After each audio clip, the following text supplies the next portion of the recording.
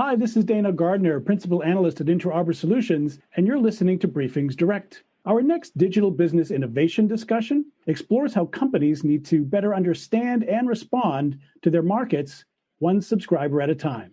By better listening inside of their products, businesses can remove the daylight between their digital deliverables and their customers' impressions. Stay with us now as we hear from a customer experience management expert at SAP on the latest ways that discerning customer preferences informs digital business imperatives. To learn more about the business of best fulfilling customer wants and needs, please join me now in welcoming our guest. We're here with Lisa Bianco, Global Vice President, Experience Management and Advisory at SAP Procurement Solutions. Welcome, Lisa. Hey, Dana, thank you so much for having me join such an incredible program. I'm so happy to be here. Well, we're happy to have you. Let's look back a little bit and get some context on this subject. What was the catalyst about 5 years ago that led you all there at SAP Procurement to invest in a team devoted specifically to customer experience innovation? It's a great question and one I remember so well. It was this point where, as a business-to-business organization, we were recognizing that B2B was changing and it was starting to look and feel a bit more like B2C. And so the days of leaders dictating the solutions and products that their end users were going to be leveraging to do day-to-day business stuff like in procurement or finance, we were finding that we were now competing with what an end user's experience would be with products or applications that they use in their own personal life. I mean, we all know this. We've all been there, right, where we would go to work to use the tools. I think, Dana, not to call you out on your age or anything like that, or how long we've been, our experience level, I should say, but there used to be those times that we would all go to the office and use the printer for our kids' flyers for their birthday because it was a much better tool than what we had at home. And that shifted. And so now leaders were competing with rogue employees using tools like Amazon.com versus, say, Ariba's solution for procurement to buy things for their business. And so with the maverick spending, companies weren't having the same insights that they needed to make decisions. And so we knew that we now had to ensure that that end user experience at work replicated what they might feel at home. And so really that shift in persona from a decision maker as a leader to that of a user. And so whether it's B2B or B2C, there tends to be a group of people out there who are really good at productivity and will find ways to improve things if you only take the chance to listen and follow their lead, right? Exactly right.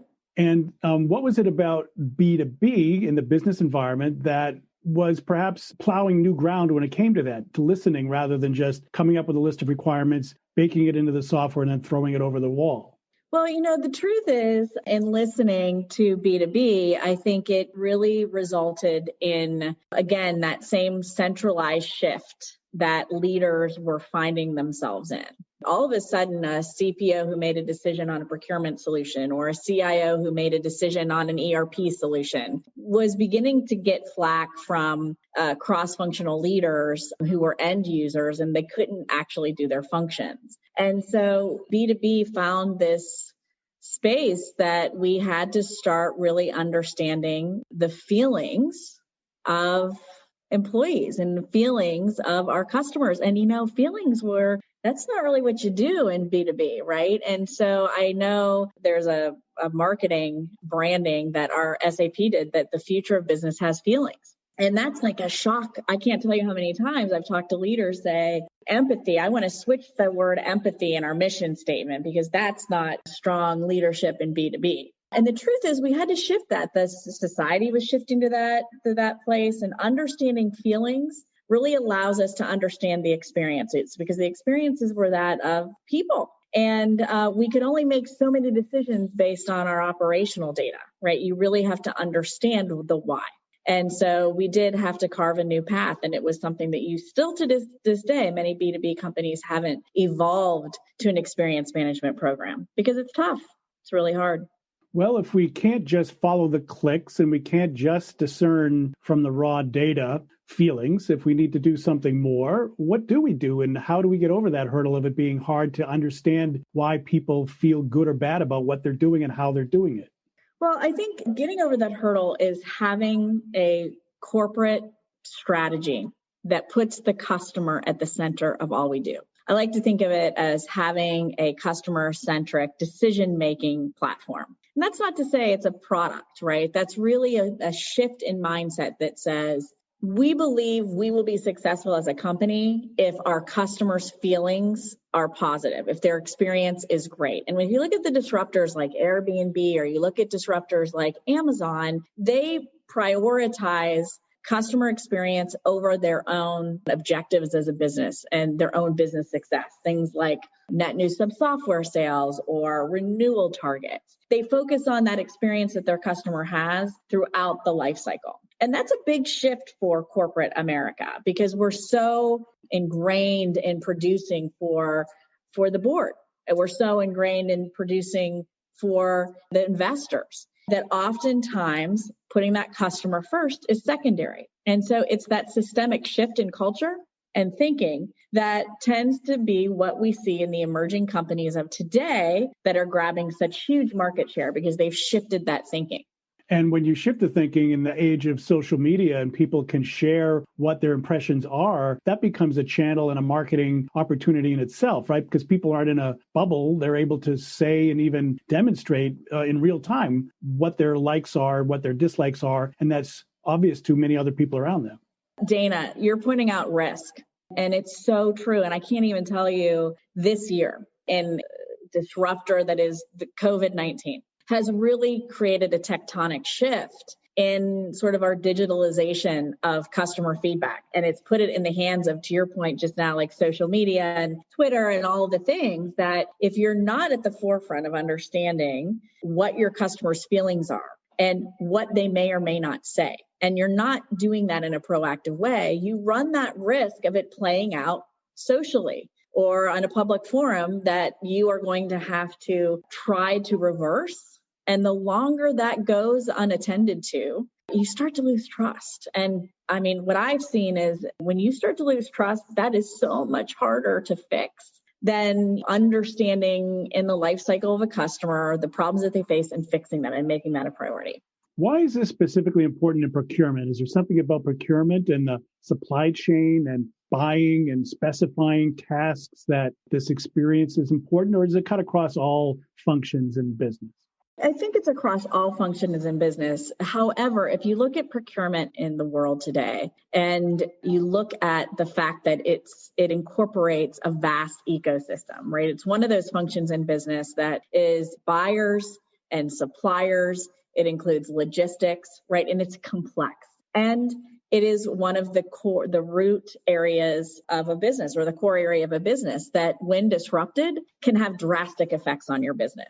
And we just saw that in spades this year. It not only affects your supply chain and where you can have alternative opportunities to regain your momentum after a disruption, or how it affects your workforce and all of the tools and materials necessary for your company to function when it shifts and moves home. And so with that, we look at from SAP's perspective, you have these personas that navigate through a multitude of products in your organization. And in procurement, right, because that ecosystem is there for our customers, understanding the experience of all of those parties allow for customers to make better decisions. A really good example of that is one of the world's largest consulting firms took 500,000 employees, right, that were in offices around the world, and found that they had to immediately put them in their homes, make sure they had the products they needed, like computers or green screens or leisure wear. Now I'm learning that looks good enough on a virtual Zoom meeting like this one, Dana. And what they had to figure out was very quickly how procurement had to understand what did their employees need within like a week's time so that they didn't lose revenue deploying the services that their customers had purchased and rely on them for. And so understanding that life cycle really helps companies, especially now, and seeing that disruption most recently, be able to understand exactly what they need to do and quickly make decisions to make experiences better to get their business back on track. Well, this is also the year or era of moving towards automation and using data and analytics more and more, even employing bots and things like robotic process automation. Is there something about that tack in our industry now that can be brought to customer experience? Is there a synergy of sorts between not doing this manually, but looking to automation and finding new insights, using new tools?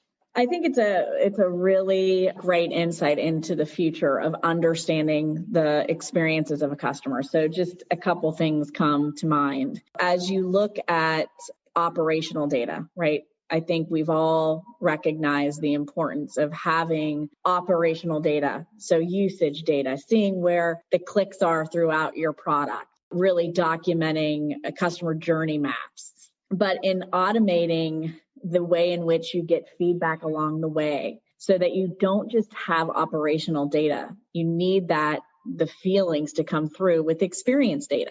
And that experience data can help drive where automation needs to happen. And you can embed that kind of feedback loop process either in typical survey type tools, but you can also embed it right into your systems.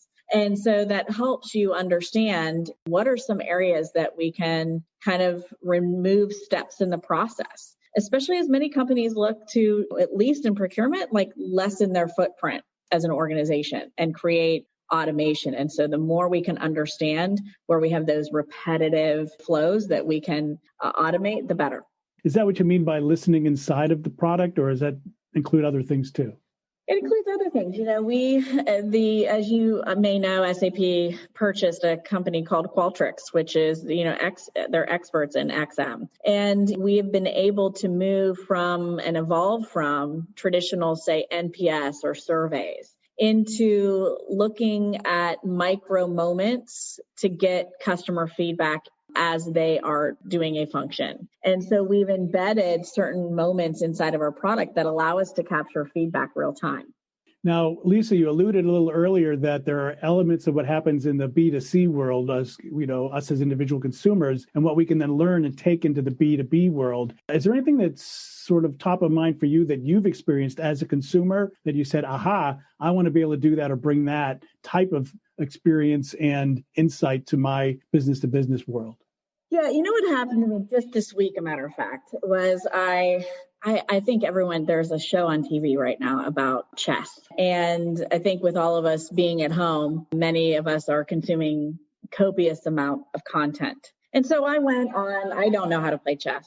I don't know if you do, but I don't. And so I went and ordered a chess set and it came and it was beautiful. And it was from Wayfair. And one of the pieces was broke. I snapped a little picture of the piece that broke, and they had an amazing app that allowed me to say, look, I don't need you to replace the whole thing. It's just this one little piece. And if you could just send me that'd be great. And they're like, you know what? Don't worry about sending it back. We're just going to send you a whole new set. And it was like $100 set. So I now have 2 sets because they were gracious enough to see that I didn't have a great experience. They didn't want me to deal with sending it back. And they immediately got me the product that I want. And I'm like, where is that in B2B? Where is that in the complex area of procurement that I find myself in? How can we get that same experience for our customers when something goes wrong? And, we spent the first couple of years, I remember when I started this program, trying to figure out what is, that chess set, or other people use garlic knots, like at a pizza shop, while you and your kids wait 25 minutes for the pizza to be made. A lot of pizza shops make these garlic knots and they make you really happy and you don't have to wait so long. What is that for B2B? It's hard. And what we learned really early on, and I'm so grateful for it, is that in B2B, many end users and customers know how difficult it is to make some of their experiences even better because it's complex. And they have a lot of empathy for companies trying to go down a path of, in this case, right procurement. But with that, what their garlic knot is, what their, free product, their chess set in this case, is when we tell them that their voice matters, when we receive their feedback, and when we understand it, their experience against our operational data, that we have the resources and budget to take action on their feedback and make it better. Either we show them that we've made it better, or we tell them, we hear what you're saying, but that doesn't fit into our future. You have to be able to have that complete feedback loop. Otherwise, you alienate your customer. So they feel like you're asking for their feedback, but not doing anything with it. And so that's one of the most important things we learned here. And that's the thing that I witnessed from a business to consumer perspective and tried to replicate what that would be in B2B. So, Lisa, in listening to you, I'm sensing that there's an opportunity for the customer experience management function to become very important for overall digital business transformation, because the way that Wayfair was able to help you required integration and cooperation and coordination between what were probably previously siloed parts of the organization, perhaps the help desk, the ordering and delivering, exception management capabilities, getting a sign off on doing this sort of thing. And breaking down those silos, both in process, data, and function, is often part of a important digital transformation journey. So are you finding that people like yourself who are spearheading the experience management for your customers, you're in a sort of a catbird seat of identifying where silos and breakdowns and gaps are in the organization? Absolutely. I'll tell you what, here's what I've learned, and I'm going to kind of focus in on cloud a little bit, and especially in companies who either are cloud companies or they've been an on-premise company and they're migrating to a cloud company. I mean, Ariba did this in particular over the last 20 years, right? Has migrated from on-prem to cloud. So we have a really great DNA understanding that. SAP is out doing the same thing. Many companies are. And what's important to realize, at least from my perspective, it was an aha moment, is that there's this tendency in, we'll use the B2C world, or even within leadership, that says, look, I'm looking at all this data or this feedback around customers, and can't we just go fix this customer, get this customer, and they're going to be happy? And what we found in the data was that most of the issues our customers were facing were systemic. It was broad strokes of this consistent feedback about something that wasn't working. And we had to recognize that these systemic issues needed to be solved by a cross-functional group of people. And that's really, really hard, right? Because so many folks have their own budget and they lead this particular function. And to think about how they might fix something more broadly really took our organization quite a bit of time to wrap their head around, because now you need a bit of a center of excellence, but you really need a governance model that says that customer experience is at the forefront, that we're going to have accountability in the business to act on that feedback, and those actions are going to comprise of a cross-functional, multi-level team to get it done. So it was funny early on in our receiving feedback. It's support is a problem. Support's your problem. That support function is awful. And I remember the head of support was like, oh my gosh, I'm just going to get fired. I just hate my job. I don't know what to do. And when you looked in the root cause, you found that quality is a root cause issue. But quality wasn't just in one product or another product. It was across many products. And that quality led to how we enabled our support teams to understand how to support those products. That quality issue also impacted how we went to market and showed the features and functions of the product. And so we developed a team called the Top X organization that aggregated cross-functional folks, held them accountable to a standard of outcome, a better outcome experience for our customers, and then led a project or a program to hit the certain milestones to transform that experience. But that's a heavy lift for many companies. That's fascinating. So your customer advocates, by having that cross-functional capability by nature, almost become advocates for a better process, a higher quality organization. They're not just advocating for the customer, they're actually advocating for the betterment of the business. Are you finding that? And where do you find people that can do that? It's not an easy task, and I think it's few and far between. And it really takes a corporate strategy. And Dana, I look back on customer experience, and when you'd asked me the question earlier on, what was the catalyst that brought you here? And oftentimes I kind of chuckle. There isn't a person on the planet that's going to look at, or a leader on the planet someone's going to come to them like I did at the time, or a leader, and I said, hey, I think we should listen to customers. Who wouldn't want to do that? Everyone wants to do that. It sounds like a really good idea.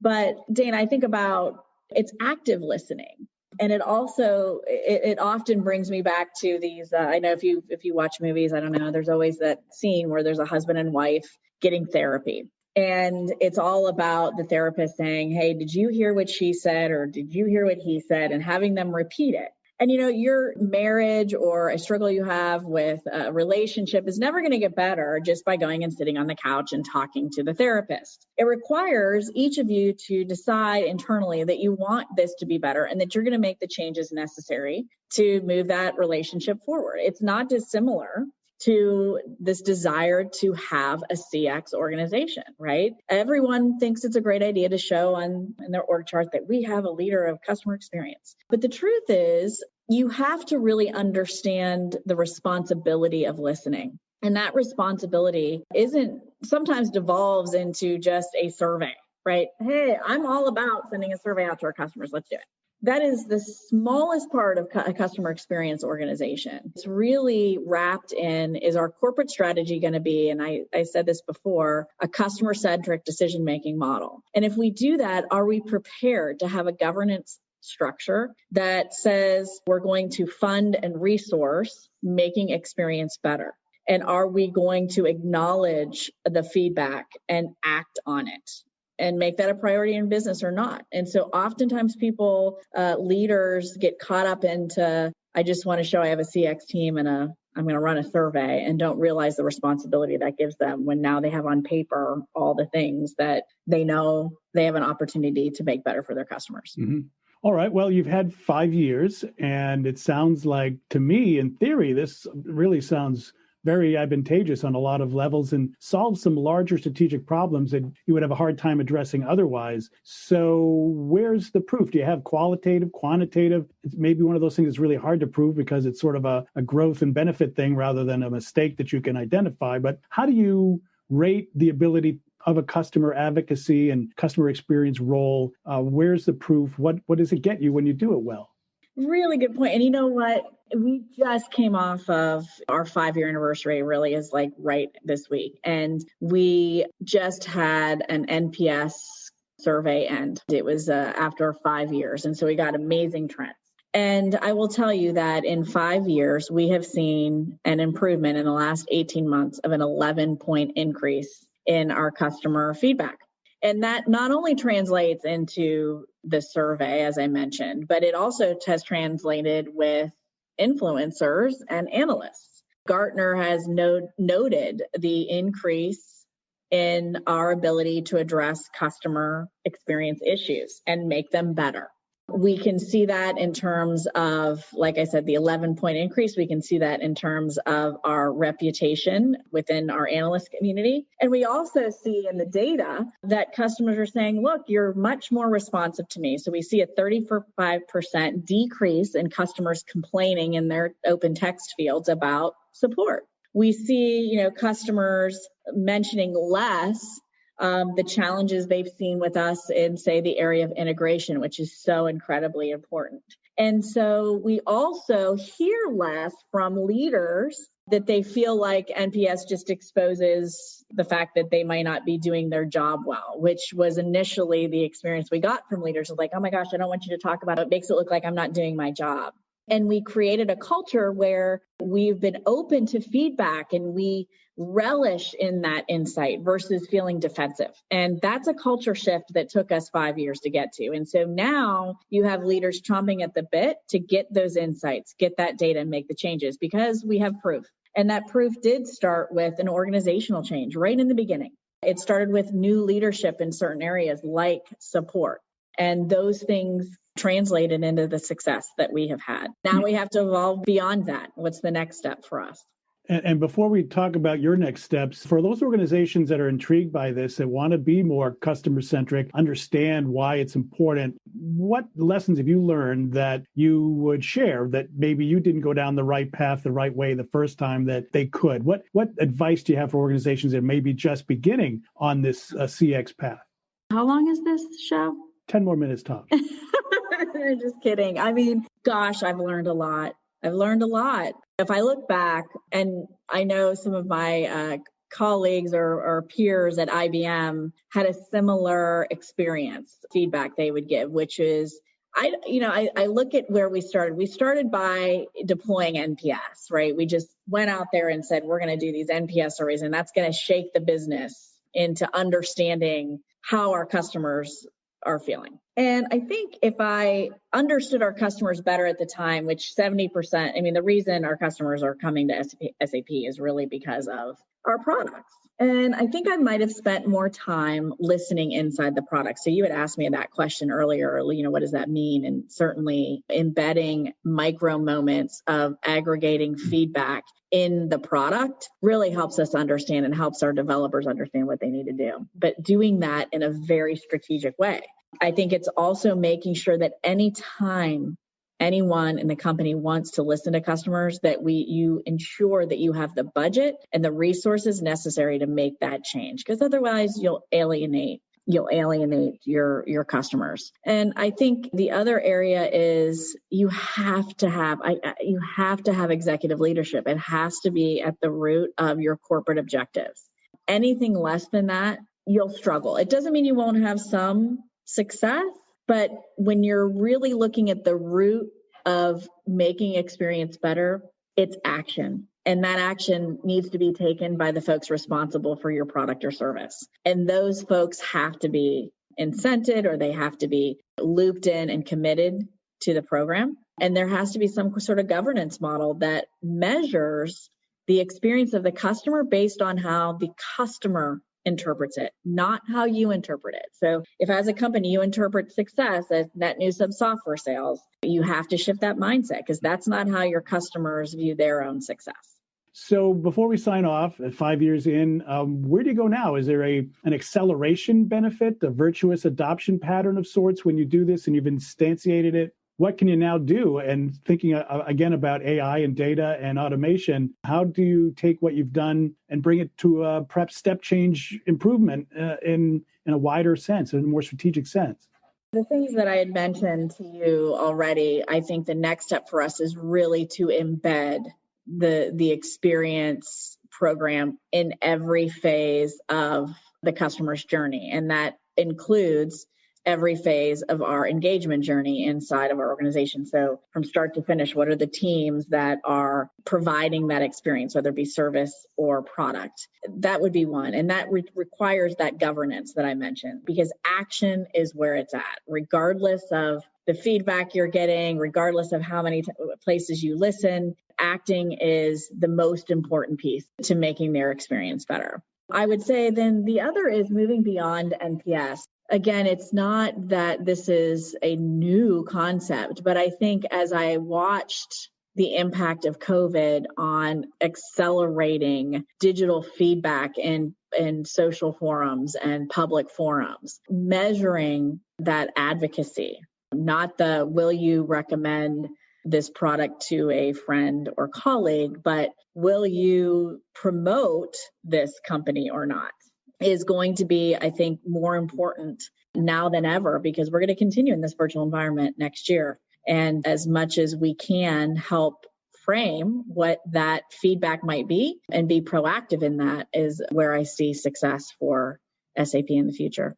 All right. Well, very good. I'm afraid we'll have to leave it there. You've been listening and watching a sponsored Briefings Direct discussion on how companies need to better understand and respond to their markets one subscriber at a time. And we've learned by better listening inside of products, businesses can remove the daylight between their digital deliverables and their customers' impressions to best fulfill those customers' wants and needs. So a big thank you to our guest. We've been here with Lisa Bianco, Global Vice President, Experience Management and Advocacy at SAP Procurement Solutions. Thank you so much, Lisa. Thank you, Dana. And a big thank you as well to our audience for joining this Briefings Direct Digital Business Innovation discussion. I'm Dana Gardner, Principal Analyst at Inter Arbor Solutions, your host and moderator throughout this series of SAP-sponsored Briefings Direct discussions. Thanks again for listening. Please pass this along to your community and do come back next time.